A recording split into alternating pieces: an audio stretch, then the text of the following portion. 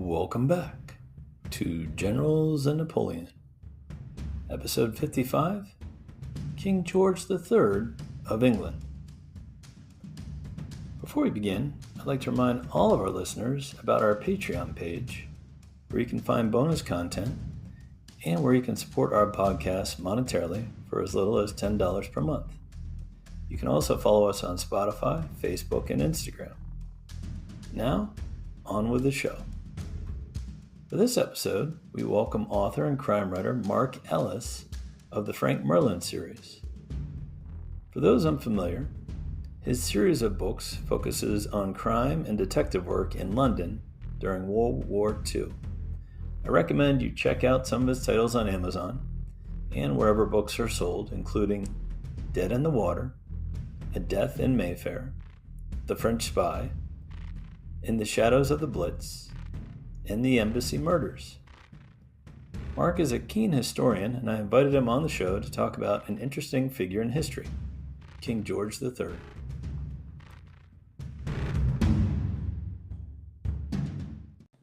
Very interesting monarch, one of my favorites. Indeed. Well, let's jump right in. Born in June 1738 in London. Can you tell us a bit about his parents, Frederick and Augusta? Frederick was the Prince of Wales, the first son of George II, and he'd actually been brought up until I think he was about 20 in Hanover or in Germany. So when he arrived, he had a strong German accent.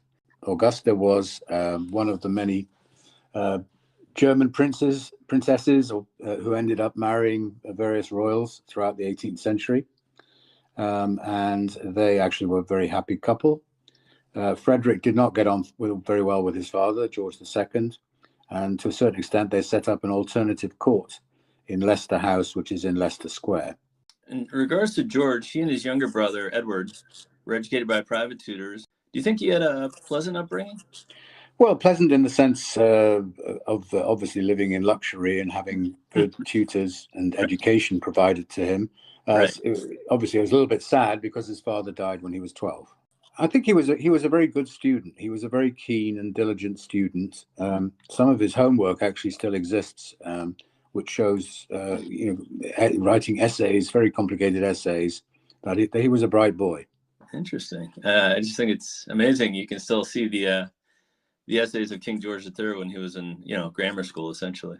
Yeah. So in 1754. His father, Prince Frederick, dies suddenly from a lung injury at age 44, and George becomes heir apparent. It must have been an interesting experience for a teenager to accept, right? Because not only does his father die, but now he's on deck circle for king. Yeah, I get the sense that he was quite a mature 16-year-old, and he knew that something big was coming his way, and he took it on bravely. I think he was actually quite a brave man throughout his life. He did have a mentor in the shape of the Earl of Bute, who was a Scottish lord, not very popular in England because he was Scottish, who were in those days regarded almost still as foreigners. Mm-hmm. But he was his mentor for some time, in fact, and then he went on to become one of his first prime ministers.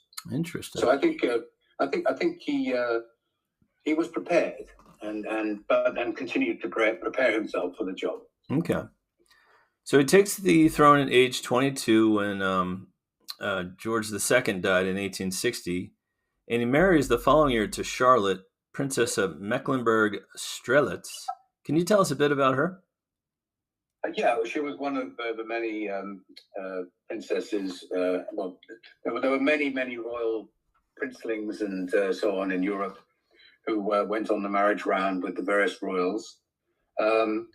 She was obviously quite young. I mean, they got married the day she arrived in London, so it was the exact form of an arranged marriage. But they were extremely happy. They were married for 50 years, had 15 children. Yeah.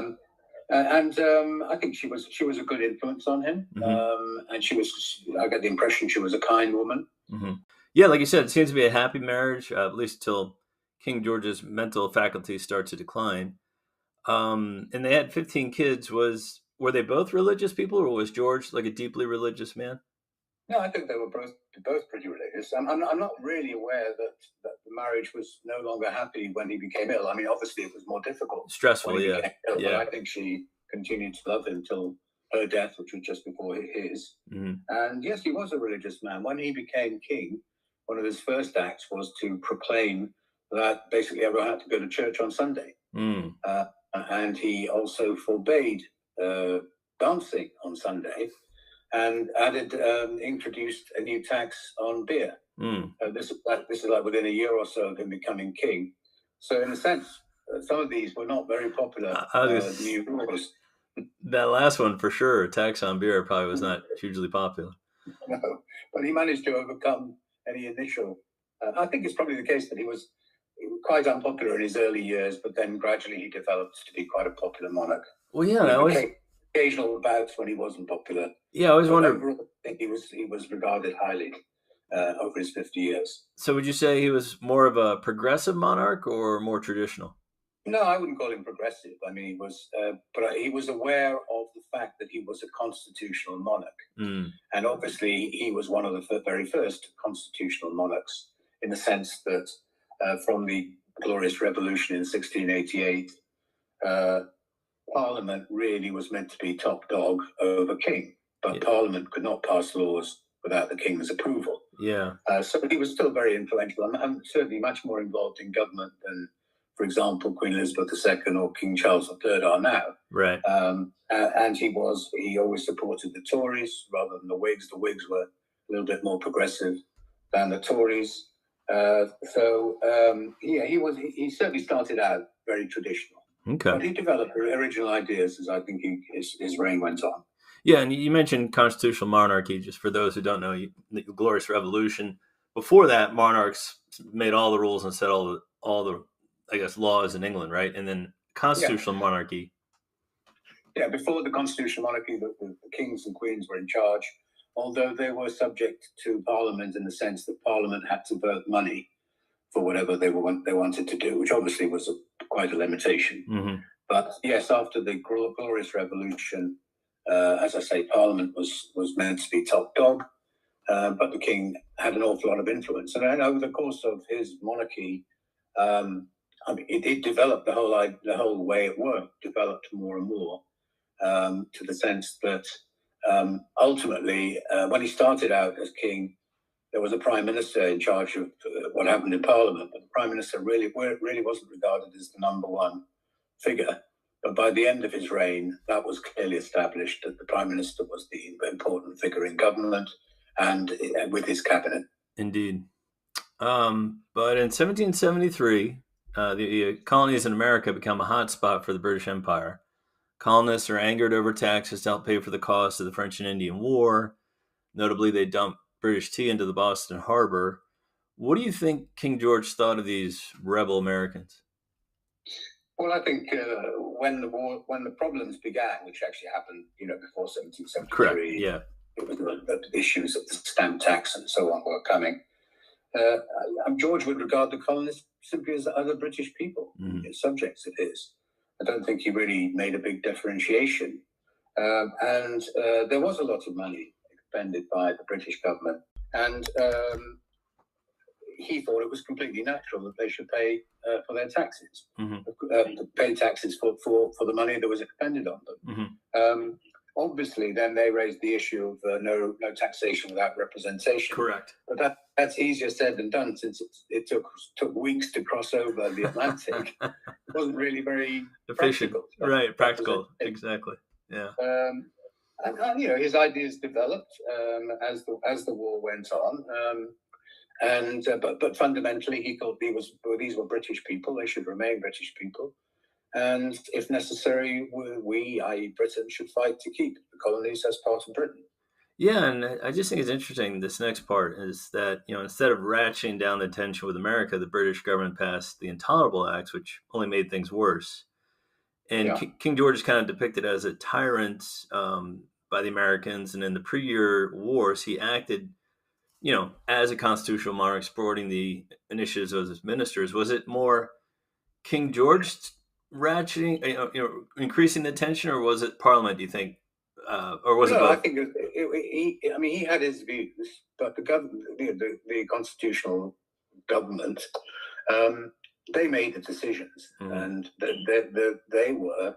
I mean, there were people who were taking the view that the colonists were right, and people like the Earl of Chatham, William Pitt's father, Charles James Fox, and a number of people in Britain did support the views of the colonists, but the majority of the government throughout the period thought that the colonists should play ball. Yeah. And of course, you have to remember that I can't quote you an exact figure, but I think a very large number of the colonists wanted to stay as part of the British Empire. Yeah. I mean, it wasn't like 5 or 10%; it was nearer 40 to 50%. Yeah. Loyalist regiments serving in the British Army. Yeah, there was a lot that wanted to.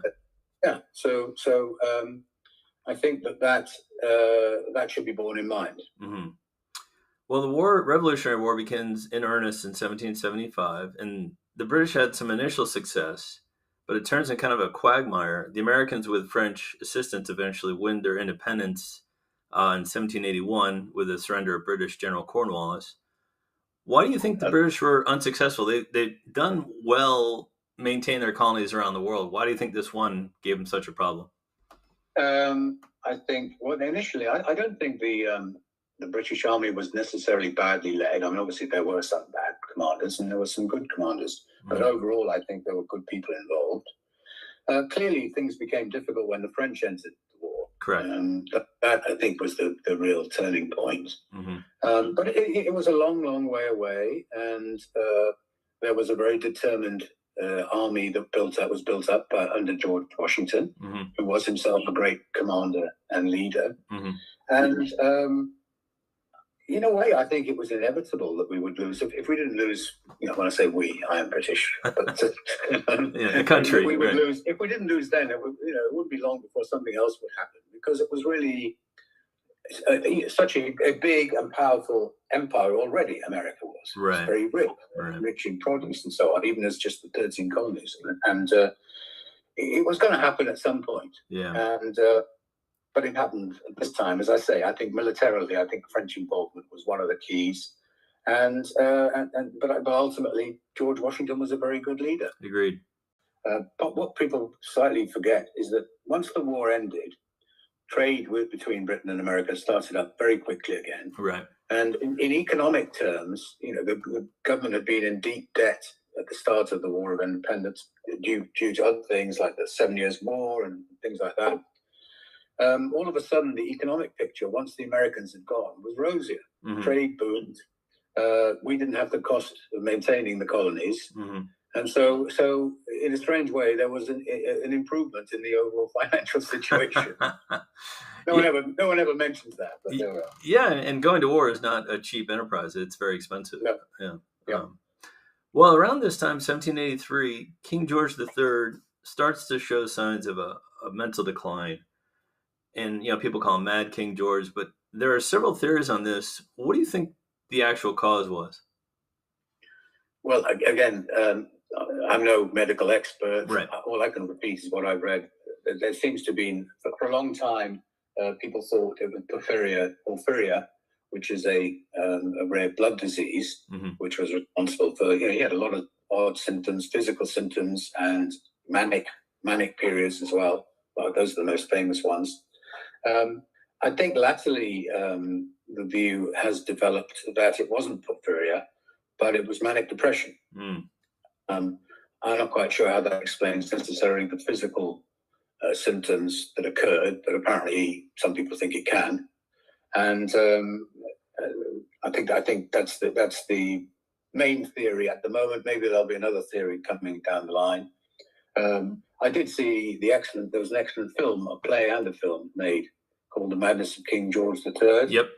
Written by Alan Bennett, which had a wonderful performance by Nigel Hawthorne in the film. And I think that to my mind, I'm afraid my image of George III is much affected by my image of that film, because he comes across as a very genuine, sort of solid person, right, with a lot of courage. Right. Well, yeah, just obviously it's hard to diagnose a symptom 200 years later of what Yeah, maybe might have been causing it. But yeah, in a few years after that, though, the French Revolution began and the Bourbon monarchy in France was eventually overthrown. It seems like there's never a dull moment in King George's life, right? I mean, why are the happenings in France of such importance to the British government? well, obviously, it's pointing a dagger directly at the monarchy, isn't it? Right. It's the French thing that they don't need a monarchy and they're going to set up a republic.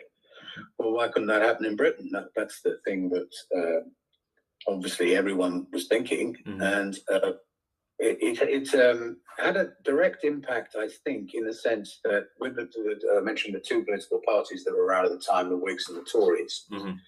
I think the Whigs were quite keen on reforming certain elements of Parliament to afford more people to vote. And those efforts were really sort of fell away then because everyone was frightened of if you give more. I think the view as expressed in one of the books about George III is, democracy is anarchy. And so it's not a good idea to give any more democracy. There were personal relations too that had an impact. I mean, I don't think King George and the Queen ever met their French equivalents, but the Queen was certainly a very close friend by virtue of correspondence with Marie Antoinette. And so it was very shocking when she got beheaded and Louis XVI got beheaded. Right. And I think obviously there was also a threat that there would be an invasion. Yeah. And there had been a threat, I think, 10 years before, which had gone away. And in due course, not so much during the French Revolution, but when Napoleon takes over, then again comes the threats of invasion. Yep. And you can see why, other royals in Europe were frightened by this revolution where, kings and queens are losing their heads and this republic is threatening to topple. And you're right, there was the Irish Rebellion. I think it was 1798 where France sent troops to Ireland to stir a rebellion. And I could see why this might have made King George and Parliament a bit nervous. Yeah, and also there were practical considerations. I mean, you remember, meanwhile, Britain's empire was expanding in India, in the Caribbean, and other parts of the world, and that required ships of the line to be out there to protect our interests. However, if we were going to get invaded, then we'd have to pull some of those ships back. And then that might put other parts of the empire at risk. There were a lot of complicated decisions that had to be made in conjunction with the French threat. Yeah, I think it's also interesting though. Like Napoleon comes to power in 1799, and after a couple of failed coalitions to topple France's new government, France and England actually signed a peace treaty in 1802 called the Treaty of Amiens. But it didn't last. I think it only lasted a year or two. Do you know why? Yeah, it didn't last. Well, I think there were lots of factors in terms of continental European politics, but fundamentally, you have to think to yourself the reason there was never going to be peace because Napoleon wanted to control the world, not just Europe. Really, he wanted to conquer Britain because obviously we and the Spanish. And certain other countries were thwarting their own imperial ambitions around the world. So it was. I'm not quite sure if it was really a quick case that he wanted to take over the running of Britain, but he wanted to stop us being able to thwart him from making France the richest, most powerful country in the world.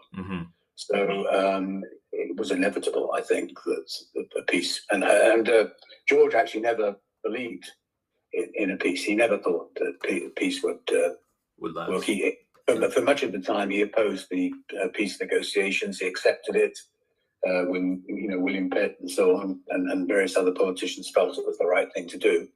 But particularly since the executions of the Louis XVI and Marie Antoinette, he thought France was a sinkhole, so to speak, and none of them could be trusted. Right. Well, by 1803, 1804, Napoleon had put a large army on the coast of France for an invasion of England. And I found this quote very interesting. King George remarked, quote, "We are here in daily expectation that Bonaparte will attempt his threatened invasion."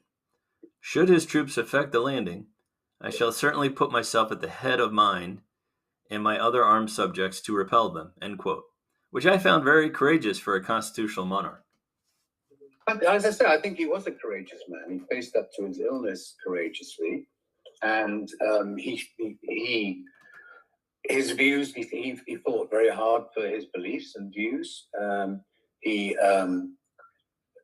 was I think, more intellectual than people give him credit for. Mm-hmm. Because if you go into his writings, I mean, he was always writing letters to his prime ministers and so on, giving his views on the policies and so on. And I think it's not surprising to me that intellectual courage was matched by physical courage. Right. Of course, in reality, nothing ever happened, and he didn't have to face that. Mm-hmm. Meanwhile, he had children I can't remember which one of his sons. We had sons who were fighting on the continent and winning or losing battles. Mm-hmm. Not the Prince Regent, of course, because the Prince Regent was not up to much apart from wine, women, and song for much of his life. I think King George was, quite a rounded individual, and I'm not surprised that he was brave. Yeah, for sure. Interesting, though, that Napoleon wrote several letters to King George offering peace, but they were mostly ignored, and I don't think Napoleon understood what a constitutional monarchy was. Did King George get involved at all in the handling of the day-to-day wars against Napoleon?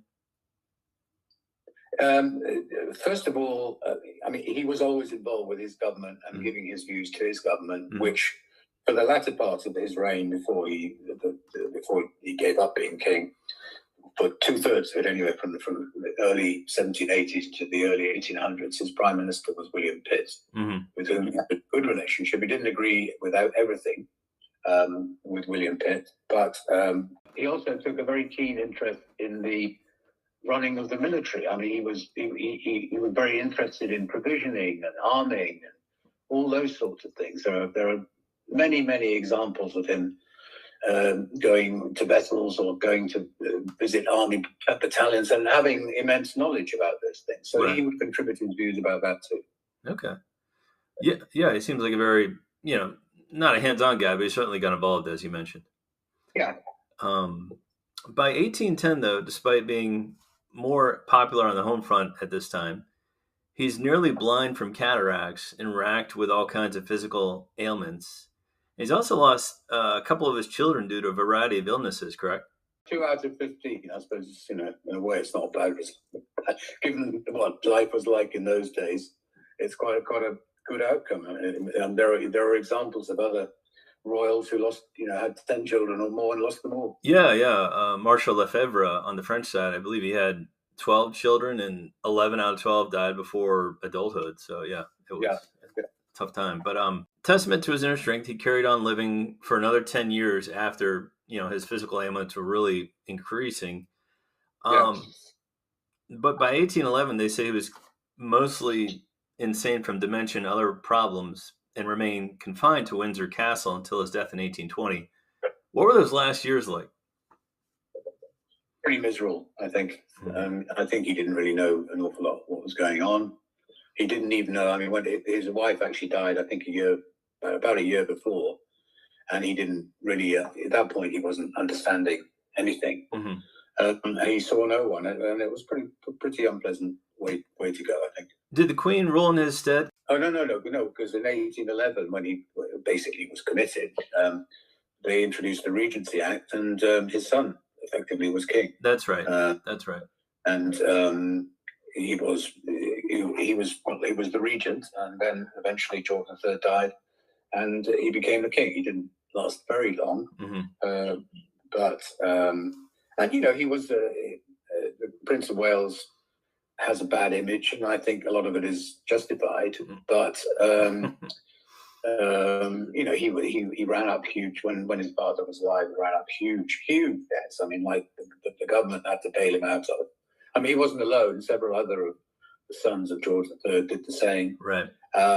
He did get married to Queen Caroline, but they had a terrible marriage, and he basically also married one of his mistresses, and his life is a rackety story of its own. And so I think I'll let someone else discuss the reason. You can do a whole novel on his life for sure. Sure, absolutely, yeah. But in towards, King George III dies in 1820. What do you think his legacy was? Because it's kind of interesting that he was on the throne when they lost the American colonies, but he was also on the throne when they defeated Napoleon. Yeah.